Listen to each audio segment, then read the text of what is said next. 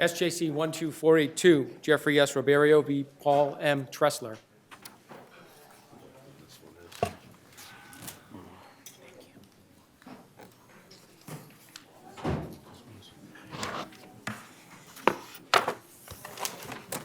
This is my civil justice. Yeah. This one, yeah.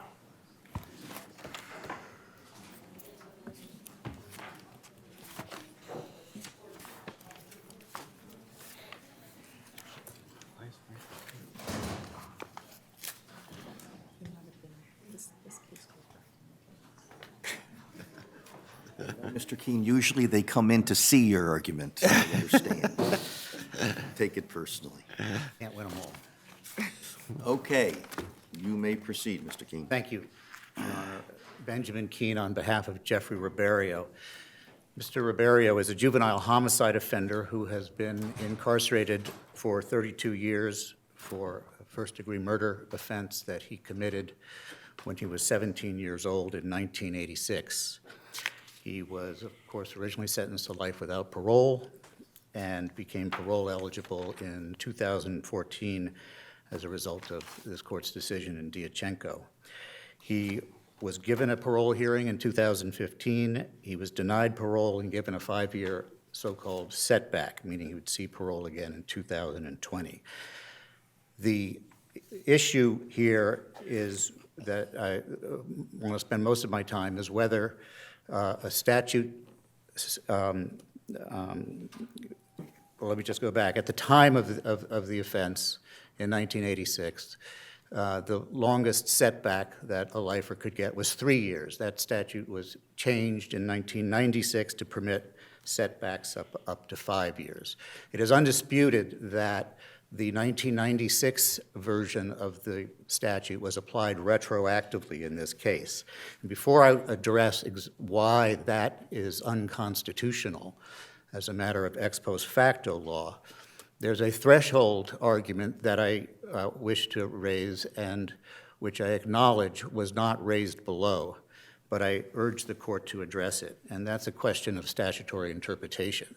It simply did not occur to me until late in the game that the threshold question is whether this 1996 amendment to the parole statute was intended to apply retroactively. Of course, the rule is that absent clear language to the contrary, it is presumed that legislation is not intended to operate retroactively. And there is nothing in the language of the 1996 statute which suggests that the legislature intended to have it apply retroactively. In this area of the law, where ex post facto principles are implicated and a legislative intent is unclear, this court has, in the words of Judge Kaplan, treads lightly before concluding that such a statute was intended to apply retroactively. Now, I'm having trouble remembering, but because I read it a while ago, but in the amicus brief, there's an argument, an example of a statute that was maybe from the 1960s that they actually put language into the statute that said this will apply retroactively. That's actually in my reply brief, yeah. In the 1965 amendment to the same statute, right, which had to do with changing the parole eligibility from 15 years to 20 years. Section 3 of that statute says explicitly, this shall apply both retroactively and prospectively, or words to that effect. So the legislature obviously knows how to make changes to this parole statute retroactive when it wishes to do so, and they did not do so in this case. So this, again, I'm somewhat embarrassed that I just missed this issue, which is ought to be obvious. It's obvious once you think about it, but it wasn't obvious to me until late in the game. I urge the court to reach it. It's dispositive, it's clear, it's clean, it's a pure question of law.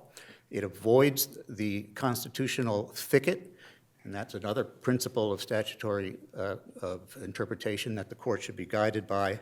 And of course, it will be raised, if it's deemed waived here, it'll be raised in exactly the same posture in another case.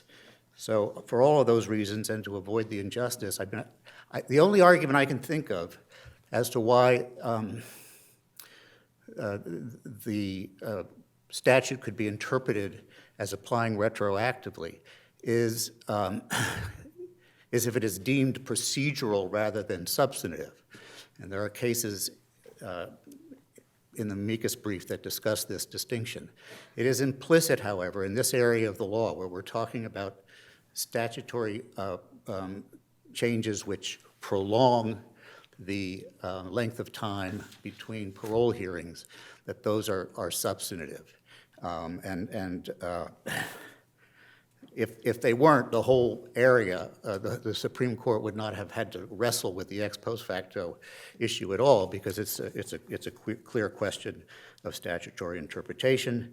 And the amicus brief does talk about an analogous case from Connecticut, Johnson versus Commissioner of Correction, 258 Connecticut 804, which makes that point about substantive versus procedural. Can you, So- on the, not on the Declaration of Rights, but on the United States Constitution issue on Garner versus Jones, I mean, that, Yep. the other, I understand there's a remand, but going from 3 years to 8 years in Right. that case. So as far as the United States Constitution, what's your response to Garner versus Jones? So, well, I have two responses. One is, I think that the Supreme Court got off on the wrong foot in this area altogether, and I would urge the court to under Article 24, rule that any law that extends the allowable setback I appreciate that argument. as applied to juveniles. I appreciate that, and I know you're going to get to it. But what about the argument, does Garner versus Jones preclude your argument here? Not at all. Garner versus Jones turns on and it remands for this purpose, turns on the viability of an early review hearing.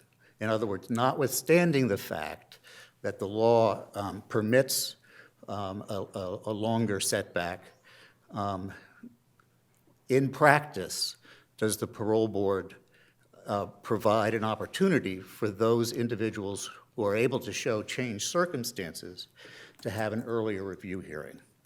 And that's the issue that it was remanded on. And in this case, the evidence is undisputed that our parole board, it has the discretion under its regulations to either on its own motion or in response to a petition for reconsideration, it's called, to provide an early review hearing. And I just really want to try and understand precisely what you mean by early review, because if you look at the statistics, there's, I know we don't have a huge number, but there are times where the parole board is having the interval not be 5 years. Matter of fact, Right. a minority of them are Right. 5 years. But what you're talking about is, as you're suggesting with your client, well, what if the situation changes? What if in response to the last parole hearing, there's been some changes in behavior and programming, whether they come back earlier than the setback date? Is that that's what you mean, right? That's what I mean by that, exactly. And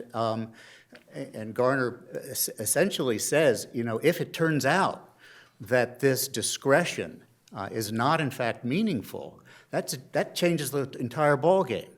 And the evidence here is 2 points. One, which was undisputed below, they never grant early review hearings. In 30 years, Attorney Guerin's affidavit attests in her experience, the parole board has never once either granted a petition or on its own motion given a shorter setback than, or an earlier hearing to someone given a 5-year setback. If it's 5 years in Massachusetts, it's set in stone.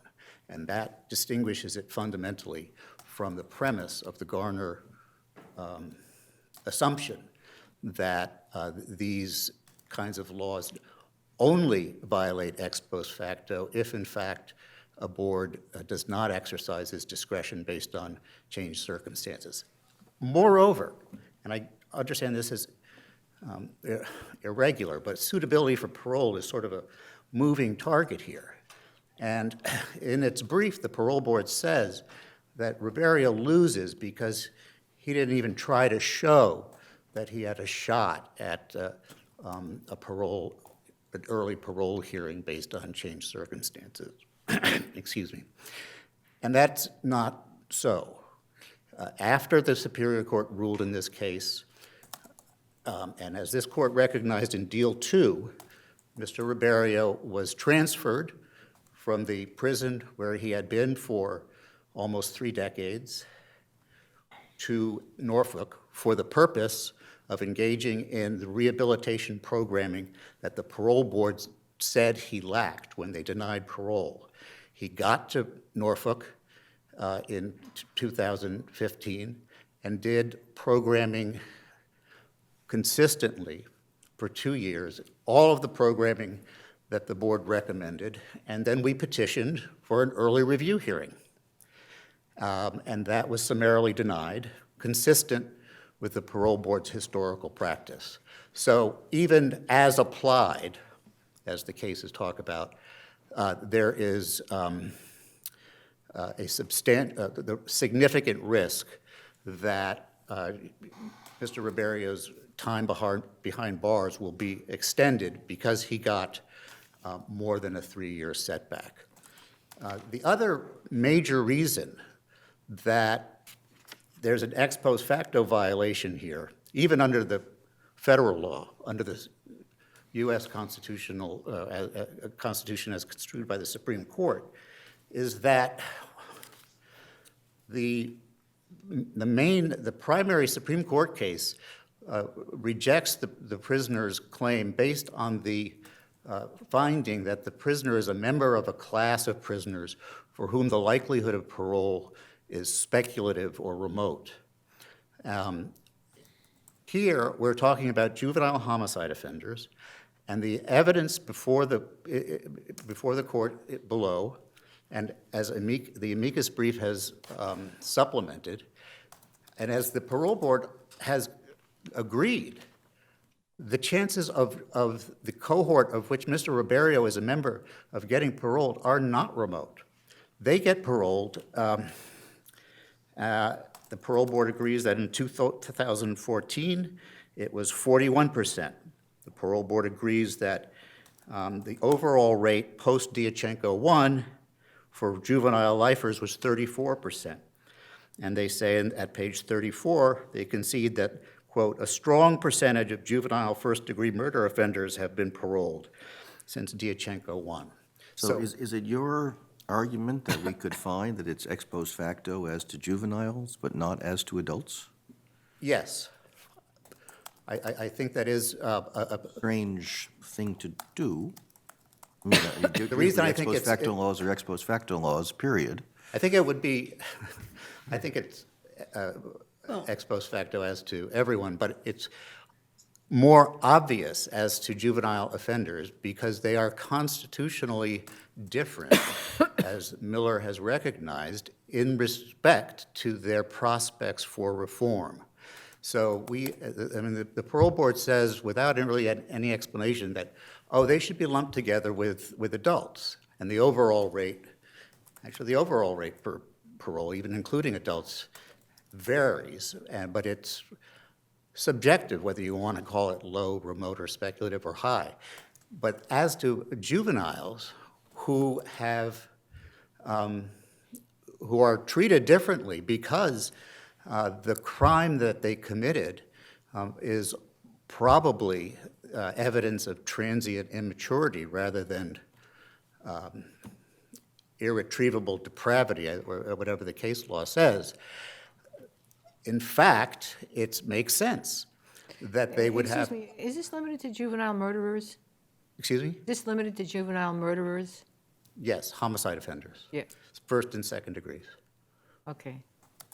So, And their likelihood, do we analyze the possibility of parole? Because we're really talking about this difference between 3 and 5 year maximum, right? Right. So do we have to determine that that's likely to make a difference?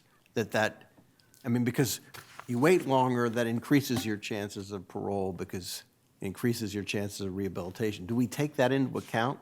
I know that's a strange question, but your you're saying that it's unconstitutional to shift this maximum time frame from 3 to 5 years. Right. But that extra time also increases the chances of rehabilitation as well, doesn't it? Yeah, and that's why, under the Garner analysis, there wouldn't be an ex post facto problem if, after showing changed circumstances, they moved it up. But the way that these, Well, but it also, by moving it up, you may decrease their chances of parole too, because you're doing it Right. prematurely, right, well, especially when someone is put into that 5-year category. so the statistical piece of this, which the Supreme Court goes down that road, is always open to arguments both ways as I look at it, which is why I think it's fundamentally unprincipled to say that a law like this does not have an improper ex post facto effect as applied to someone who we don't think has a good shot of parole. I would just end here by pointing the court to the South Carolina Supreme Court, which in 2000, with respect to a statute that changed parole setbacks from 1 year to 2 years across the board, the South Carolina Supreme Court ruled under its state constitution that the right against ex post facto laws was more protective than the Supreme Court's cases in the California versus Morales and the Garner case that we've discussed. And I think that case, Jernigan, is worth looking at. Before we leave South Carolina, am I correct that that particular statute said 1 year to 2 years, period, with no opportunity for Right. any, so there was no discretion on the Right. parole board in South Carolina? Right. And there's discretion here. And our argument is it's functionally the same here because the discretion that exists on paper is in fact never exercised. Well, I'm sorry. You agree, I believe, that some people are getting reviews before 5 years. Yes, I'm only talking, this is only a potential problem for people who are getting more than 3-year setbacks. So basically, so there are some people who they say, we'll see you back in 3 years. I think it's about 70% they say, we'll see you in 5 years. Is that right? Those statistics also have fluctuated over the years, but that's basically correct. So this only applies to people who've gotten 4 and 5 year setbacks. But your point, I believe, is that for those who they say, we'll see you in 5 years, they never agree to change that Right. upon a motion. Exactly. Before we leave, in terms of whether we should be following the U.S. Supreme Court, Garner has a line on page 255. In the case before us, respondent must show that as applied to his own sentence, the law created a significant risk of increasing his punishment. Isn't that a standing issue as opposed to we don't need to determine here what Mr. Roberio's likelihood is of getting parole, do we? I don't think so, Your Honor. They quote that line, and there's something to that effect in Justice Thomas's opinion in the Morales case. Also, if you look at Justice Stevens' dissent in the Morales case, it's very clear that until that point, they were talking about the risk as applied generally. You did not have to show that an individual sentence was in fact increased. And you would look to, you actually would say the footnote in Brown makes that clear. I do, yeah. Brown actually, if you read it carefully, omits any risk assessment because it is perfectly possible when they changed the statute to permit parole eligibility from anywhere from 15 to 25 years. For all we know, judges could never exercise their discretion to set the eligibility at more than 15 years. That's how the Supreme Court would have approached it. But this court assumed, no, just the risk is sufficient to violate ex post facto. And is it your view that it's a risk to anyone? Well, would you characterize it as a risk to any person given greater than a 3-year period? I believe that's accurate. I am arguing on behalf of of a juvenile homicide offender for whom the prospects of reform are demonstrably greater than parole-eligible homicide offenders generally. So, Okay, but it would be somewhat strange to say it's ex post facto for Roberio, but not for somebody else, because they appear to have a lesser chance of getting parole. well, I think that underscores the profound mistake of the Morales opinion, which really hinges on this supposition that because the prisoners in that case who were affected were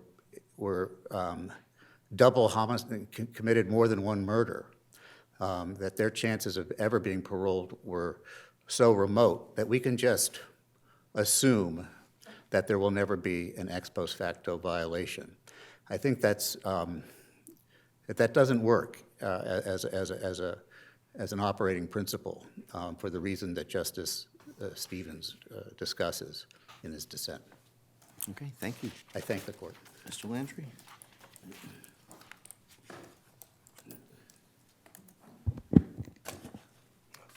Good morning, may it please the court. My name is Matthew Landry, Assistant Attorney General. I represent the Parole Board. Garner and Morales each make clear that simply delaying the maximum permissible setback inherently delays anyone's release from prison. It doesn't do that. So as in those cases, what the Parole Board does here is, in each individual case, it determines the appropriate setback. And that's tantamount to a judgment that, given where this person has been throughout their time in prison, they're eligible for parole, the board considers them for parole, and in cases where it denies parole, it essentially says that this person needs a certain period of time. It seems like, at least from what I looked at with the statistics, like Parole Board does a pretty good job with that. I think something like, 15% actually have a 5-year.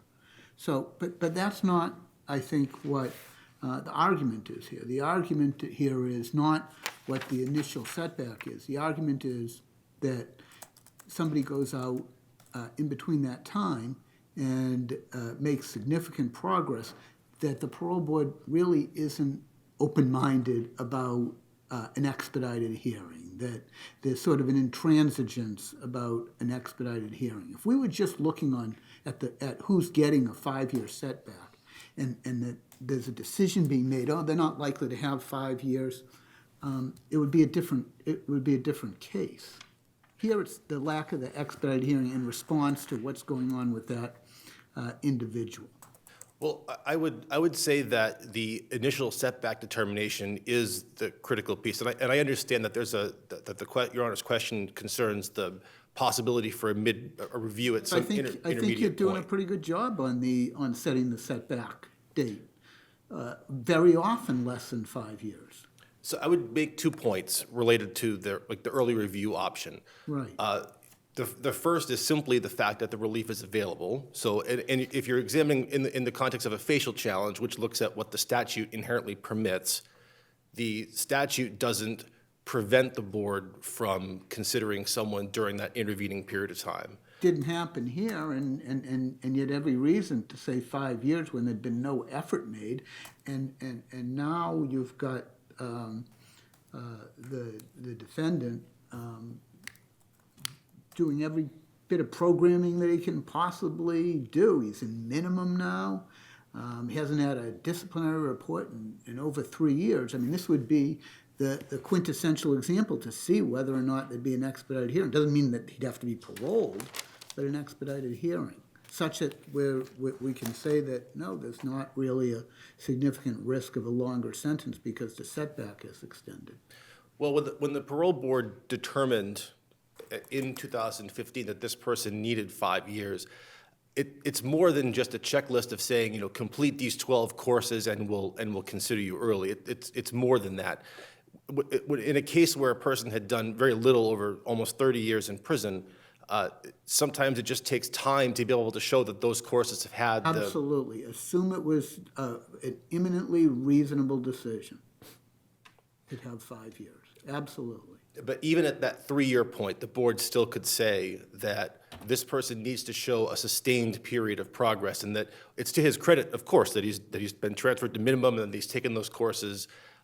That's clearly to his credit. You're relying on Gunner as well you should, and the whole point there is a remand to see whether there's a possibility of responding to what's going on with the individual so that there is in fact not a significant risk of a longer sentence. What I could tell Your Honor about the procedure as it's applied in each case is when a prisoner makes a motion for reconsideration or lodges an appeal within 30 days after the decision is received, those decisions are reviewed for merit. This is not a rubber stamp decision that's made. Did I read in one of the affidavits that it's happened once? I think that they pointed to one. I think the affiant's belief in that affidavit was just based on an examination of lifer decisions that are on the website. I can represent to the court that there has been at least one other one in the juvenile first-degree lifer situation. There was a setback that was reduced from 5 years to 4 just a couple of years ago on just such a motion. So I would dispute that the assertion that this never happens. Well, don't we have to rely upon the summary judgment record? Well, I understand. Yeah, we do, and I understand that is outside the record. Isn't that a problem? I mean, we're reviewing whether the judge erred, and the judge at that time, I think, said that it was undisputed that the affidavit presented, which indicated that it had never happened, had not been challenged. So the parole board, we litigated this case below as a certiorari petition, and we confined our response to the administrative record that was before the board. And so we sort of accepted as true the allegations that were in those affidavits. I think the data, there's a lot of data in this case, and I think that the numbers are generally in the ballpark in terms of the parole rates and the setbacks that have been offered. Those are right, but I think that I certainly wouldn't say that it never happens. I think even if you take it as true for the purpose of deciding this case, the relief has at least been granted in the one case that he points to. I'm aware of another, as I've just said. Did we have the record in Garner? I mean, I know that Garner, they say that they talk about the possibility. Were there numbers in Garner? Did you have a chance to look at the Supreme Court briefs? Because I suspect they were pretty low in Garner, too. Does Your Honor mean the parole rate of the group? Yeah, I know that there's this theoretical possibility in Garner of having it lower, but were there numbers presented in the Garner case? Do you know? There were not. So there were no. I haven't read the briefs on Garner to be clear, but at least the decision didn't rely on any data. But I want to address one point that's come up about Garner, and that the fact that Garner was remanded was because there was a need at that point for discovery on an issue that the petitioner below had asked for and not received.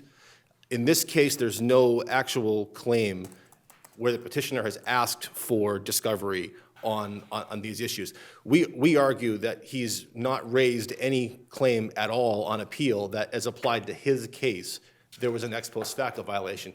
He's making what I understand to be a sort of a modified facial claim. He's saying that it, as applied to juvenile first-degree lifers, of which he's a member, the statute inherently violates ex post facto. And that's the argument that I think, that's how I understand his argument. I certainly don't see him raising any argument that in his case, the 5-year setback might have made a difference. Can you address the Chief's question about whether we sort of act as a super parole board in the individual case? So the court does not. In Dyatchenko 2, the court created this procedure for juveniles to challenge the parole decision on the grounds that the board acted arbitrary and capricious, but that's not a second guessing of the facts the board found or the way that it or the conclusions that it reached. And I think the practical effect of that. My question is a little different, and I may have misinterpreted the Chief's question. I thought there's some language in the U.S. Supreme Court case that suggests that we've got to analyze this as applied to this individual, which means we need to sort of take into account the likelihood of that particular person being paroled. Is that correct? And your brother also points to a decision by Justice Thomas where he makes a similar allusion. So I think there's two ways that he could show an ex post facto violation. And I'd point, Your Honor, back to Clay, which this court decided 2 years ago. So there's a facial claim which looks at whether the statute inherently risks prolonging the incarceration of the complete covered class of individuals. This section at issue addresses all lifers. It covers adults and it covers juveniles. So it's a complete, that's the full reach of the statute. So a proper facial claim would ask whether it risks increasing that class's risk in punishment. Then there's an as-applied challenge, which is unique to the specific individual that's bringing the case. And that's, I think one way of looking at this that might be helpful is to think about the standard of review we would apply to each. So I think a certiorari action is appropriate when there's an individual case that's being challenged. Right, but just let me change the facts of this case for a second. So this guy is somebody who's killed somebody in prison, and he's a disciplinary nightmare. And there's no chance of him going from, being paroled, period. Is that something we would consider or not?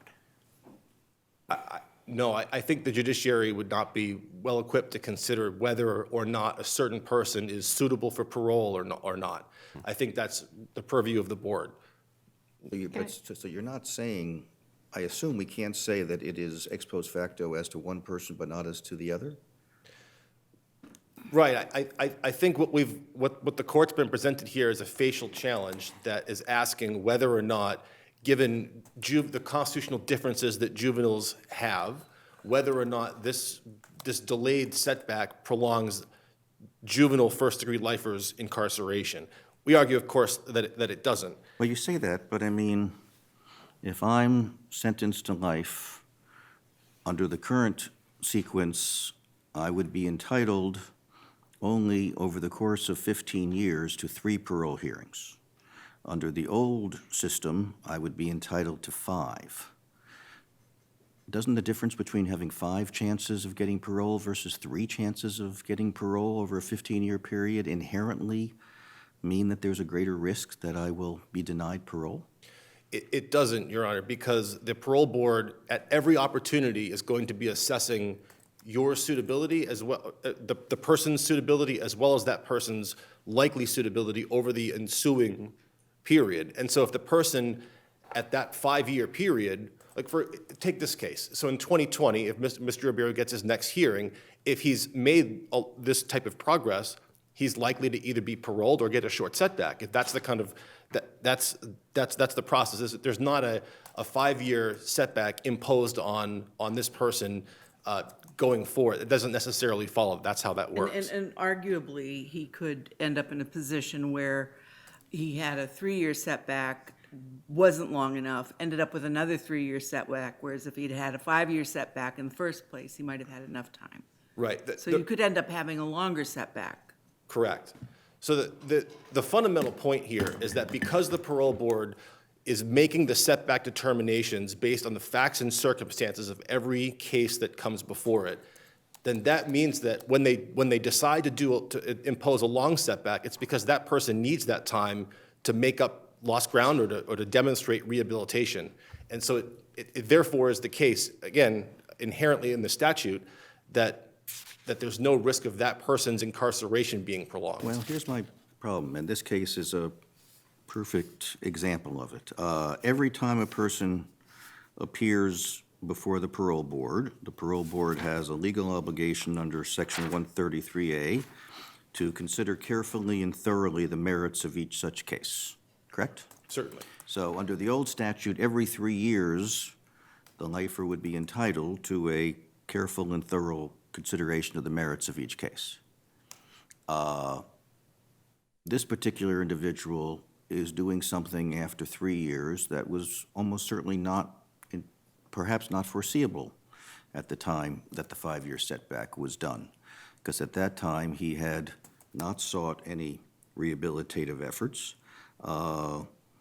and as Justice Lowy notes, it was not unreasonable for them to say, given that you've done nothing and you were happy where you are, Mr. Keene would say he was happy where he was because he had no prospect of being released until Diachenko said he did. But now he's doing something which would have been entirely unforeseeable at the time, which is not only has he pursued every rehabilitative effort after seeking assignment to Norfolk, but he actually now is in minimum, which probably would have been thought to be silly, 5 at the time of it.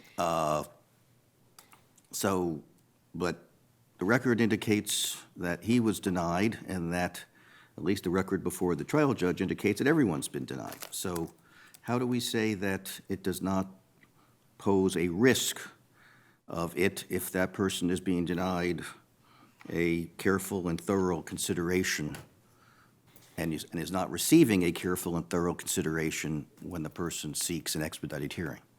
So my response would be, well, preliminarily, the fact that the documents that we're referring to about his progress at the 3-year mark are a decision that he's not included in the record. It's been added to the reply brief for the first time. So I'd argue that that particular argument's waived, although I've read the documents and I'm prepared to address them. I understand. And you want us to consider the fact that you did grant somebody, so, okay, I mean, Well, do you? goose and gander issue, but go ahead. But do you want the whole record? The record is a moving target now, so what is your view on the record then? I think the record as it is sufficient to decide the case. Even though it contains the allegation that the board never grants that relief, I think there's, even so, again, the board does review them for merit. They're forwarded to the members for a vote. They receive consideration, and I wouldn't say that they're not reviewed carefully, because I believe that they are, and that has been the practice. And I think the decision refers the person back to the 2015 decision denying parole, and that just demonstrates that the person needs 5 years to show that sufficient progress has been made. Going back to the parole suitability standard, this is about whether this person is fit to rejoin society, presents a risk to reoffend, has truly learned his lesson after taking those courses. And again, certainly it's commendable that he's taken those steps, and that's the board probably that's good for him. I would simply say that it's the 5-year setback is about time and showing and demonstrating that progress, and it's not just take these courses and we'll consider you. It's not how it Can I works. ask a question here? It's one that has nothing to do with what we've been talking about, but it goes all the way back to the beginning of the other argument, which is that there is this possibility of leaving aside that the argument wasn't made below, just assume that it's a legal argument, we could consider it. Having to do with whether or not the statute is just not to be applied retroactively. You want to address that, please? So because the statute does not affect anyone's length of time in prison, I say it's a procedural statute. You say it's procedural. I say it's procedural, correct. Because it governs the manner by which the board exercises its discretion. So a substantive change would actually constrain the board's discretion and not allow it to consider somebody who was suitable. But this preserves the board's ability to consider people when they are suitable and to make these predictive judgments that it needs to be able to make. Explain that again. Why is that procedural? I don't understand that. Because it affects the timing of hearings, but it doesn't affect when the board is able to recognize that a person has become suitable. And so because it's procedural, the presumption against retroactivity I would... understand. I know that that's the key. I just didn't understand that you were taking the position that it was procedural. But that sort of goes into the amicus discussion of the legislative intent. That's right. And so the amicus says that the legislative intent here is really, and for understandable reasons, so that victims don't have to come back every 3 years or X amount of years, and that that makes it not a procedural statute, but one that we have to consider retroactivity on. I think the critical passage in the amicus, the documents that have been submitted, is in the the fact statement by the legislative sponsor, the person that authored the draft of this bill. She acknowledges just what Your Honor just said, that the purpose of the statute is to save the families of victims from having to come in every 3 years in cases where it's not necessary. But the final sentence of that states, and I'll quote, that the change would not affect the rights of inmates who are obviously not qualified for parole. So I think that statement there confirms that, at least in terms of what the sponsor meant when she wrote that proposal, that this was not designed to delay someone's release. It was not designed to apply to someone that had a chance for parole. It was merely designed so that these pro forma hearings for someone that just wasn't going to get out, the victims wouldn't, the families wouldn't have to come in at that interval. If it was purely procedural, would the Supreme Court have struggled with whether there was whether it was ex post facto?